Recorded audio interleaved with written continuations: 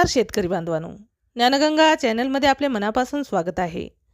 पुण्यश्लोक अहिल्यादेवी होळकर शेतकरी कर्जमुक्ती योजनेअंतर्गत धाराशिव जिल्ह्यातील 21,793 लाभार्थी शेतकऱ्यांच्या कर्ज खात्यावर तब्बल 183,85,89,956 रुपयाची कर्जमाफीची रक्कम जमा करण्यात आली आहे।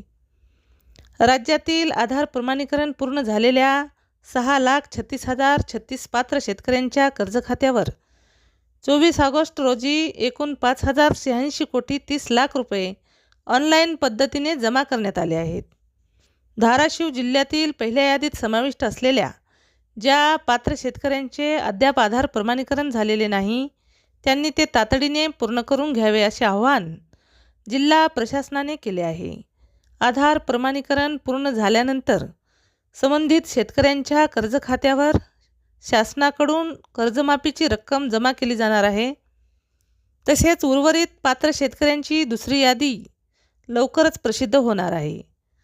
24 ऑगस्टच्या लाभात धाराशिव जिल्हा मध्यवर्ती सहकारी बँकेच्या 1,398 लाभार्थी शेतकऱ्यांच्या कर्ज खात्यावर 8,38,39,773 रुपये जमा झाले आहेत।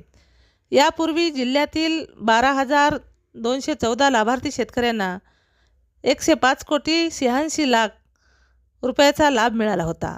नवीन 21,793 लाभार्थ्याच्या कर्जमाफीची भर पडल्याने धाराशिव जिल्ह्यात आतापर्यंत एकूण 34,700 शेतकऱ्यांना 289,72,44,660 रुपयाचा लाभ मिळाला आहे। पुण्यश्लोक अहिल्यादेवी होळकर शेतकरी कर्जमुक्ती योजना 2026ला 2 जून रोजी झालेल्या राज्य मंत्रिमंडळाच्या बैठकीत मान्यता देण्यात आली। त्यानंतर 15 जुलैच्या शासन निर्णयानुसार योजनेच्या काही निकषामध्ये सुधारणा करण्यात आली। योजनेच्या कर्जमुक्ती आणि एकवेळ समझोता OTS घटकाच्या अंमलबजावणीसाठी राज्यातील 30 जिल्हा मध्यवर्ती सहकारी बँका, 12 राष्ट्रीयकृत बँका आणि इतर खाजगी बँकासह 53 बँकांनी सुमारे 32 लाख कर्ज खात्याची माहिती महाआयटीच्या पोर्टलवर अपलोड केली। यात धाराशिव जिल्ह्यातील 97,873 शेतकऱ्याचा समावेश आहे।